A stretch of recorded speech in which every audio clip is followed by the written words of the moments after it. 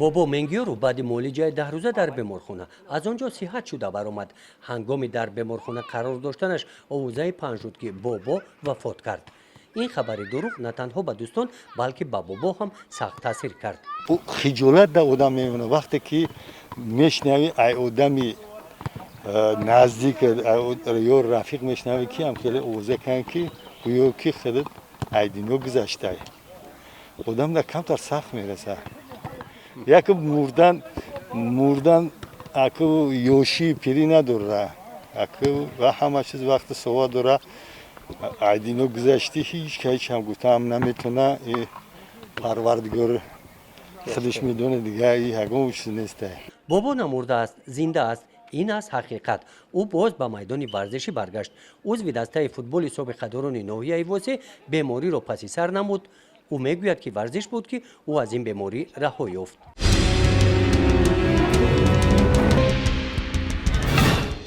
روزهایی که بابا در بیمارخانه معالجه میگرفت ساکنان به عید آمادگی میدیدند.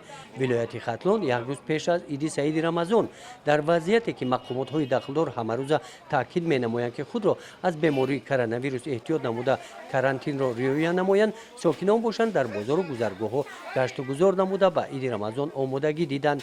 این تشویش ساکنان سبب داشته نتیجه آوازه های بودند که گویا توسط تلویزیون خبر داده باشند که عید رمضان 2 ساعت اجازه داده شده است. طوری ما انیق کردیم آوازه ها دروغ برآمدند.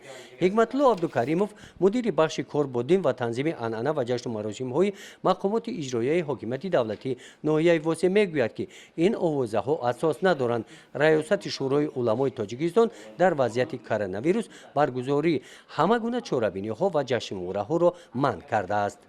برگزار نمودن همه گونه جمعیت ها از جمله نماز عید و ایگردک در اساس قرار رئیس شورای علمای مرکز اسلامی جمهوری تاجیکستان منع گردیده است.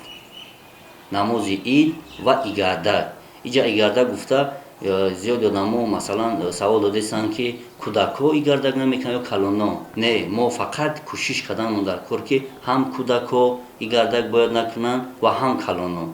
چه کلانا؟ مثلا سال پیش در هر یک کوچه مثلا 10 یا 40 نفر 30 نفر مردها خانه به خانه ایگردک میکردن، عادت دعا میکردن یا در خانه میشیشتن. انمو ضرورت پیدا شده است که برای پیشگیری یعنی برای امین نگاه داشتن سلامتی خودمان و دیگران ما باید کوشش کنیم که همین زیاده روی را از بین برده و همین جمع آمد زیاده را از بین بریم. در وضعیتی که کرونا ویروس به جان آدمان تهدید بنماید، نفرانی که از این بیماری در بیمارخانه می‌افتیدند آنها را راست به قبرستان می‌بردند. آوازه پنگ گردید که گویا آدمانی که از این بیماری می‌افتند آنها را به جنازه می‌گرانند. این خبر هم حقیقت واقعی نداشت. اوید معلوماتی درست با این سوال ما امام خطیب ناحیه واسه چنین جواب داد. ما چندین جنازه کردیم، یگان کس به کفن گور کردگی نیست. برای همین از بین آدمان همین بعضی آوازه هایی که گویا که به کفن رفته است این دروغ است. لیکن اون یعنی سلفان پیشانی که میکنن البته این هم برای بی‌ضرر گردانیدن که هم در همون خاندان یا که شخصی که او را برده در یعنی گور میماند او آدم به همین کسلی گرفتار نشود.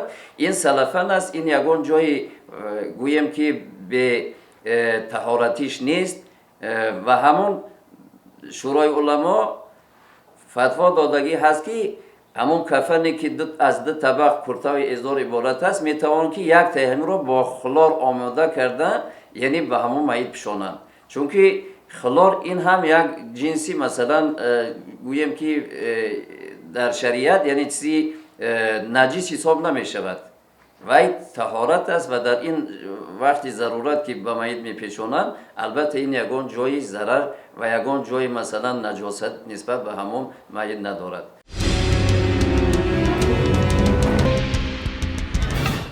آوازه های دیگر هم بودند. روزهای اولی رسما اعلان نمودن موجودیت کووید 19 گویا قسمی از طبیبان گریختند. این واقعیت دارد یا نه؟ از خوشوقت صادقوف جانشین دیرکتوری مؤسسه دولتی کمک اولیه طبی و سانیتری ناحیه واسه میپرسیم. این آوازه ها اساس ندارند چون که طبیبان ما از روز اول با سر بلند با همین بیماری سر کار دارند.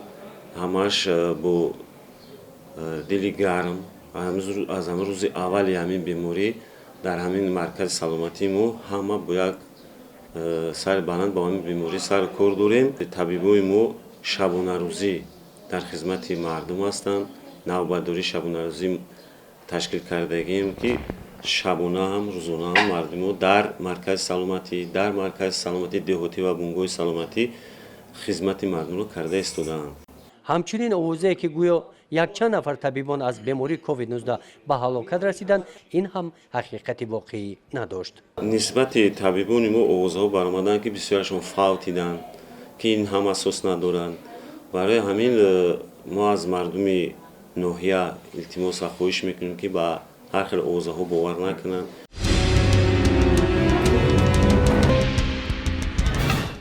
дар чунин рӯзҳо овозае ҳам шуд ки кормандони ҷамоати деҳоти тугарак дар карантин мебошанд. барои дурустии ин хабар роҳи ҷамоати деҳоти тугаракро пеш гирифтем. овоза дурӯғ баромад. кормандони ҷамоати деҳот дар ҷойи корашон қарор дошта фаъолияти ҷамоати деҳот аз ҳарвақта дида дар ин рӯзҳо ҷиддитар ба роҳ монда шудааст. роҳбарияти ҷамоати деҳот қабули шаҳрвандонро ҳамарӯза ба роҳ мондааст. аз вақте ки вабои аср коронавирус ковид 2019 дар эълон шуд ки расман аз рӯзи 3 апрел дар ҷумҳурии тоҷикистон расман ба қайд гирифта, аз ҳамон рӯз ҷамоат 100% фаъолият дорад. ягон корманди ҷамоат ҳам ягон рӯз ягон соат аз кор ба ин баҳонаву ба баҳонаи касалӣ дер кардагӣ нест.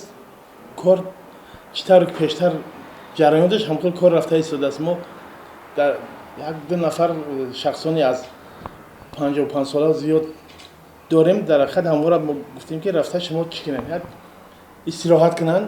ҳамон кор 100% кормандони ҷамоат ҳар рӯз мувофиқи реҷаи корӣ кор кардисанд, дар кор мебошанд. дар ин рӯзҳо овозаҳое ҳам пайдо шуданд ки роҳҳо баста мешаванд. аз ин хабар нархи маҳсулотҳои ғизоӣ махсусан орд қимат гардид. ин гап дуруст аст. як дар байни мардум як нофаҳмоӣ шуд, гӯё ки дигар роҳҳо ҳама банд мешуда бошанд, маводи хӯрока аз он ҷумла равған, орд дигар намешуда бошад. ҳамин овозҳои дар давраи аввал як пайдо шуд. тамоми мағозаҳо дар мағозаҳо равған ва орд намонд. вақте ки дар натиҷаи корҳои фаҳмондадиҳӣ ки гурӯҳҳои корҳои фаҳмондадиҳиро бурданд, мардум фаҳмид ки он харидорӣ барзиёте ки онҳо карда истоданд, онҳо ҳамаш нодуруст аст. овоза дурӯғ буд, бале дурӯғ буд. ана ҳозир тамоми мағозаҳои хӯрокворӣ дар ноҳияи восӣ кор карда истоданд. ҳамаи амборҳо пури орд ҳастанд, равған ҳастанд. ягон мушкили оиди хӯрока нест.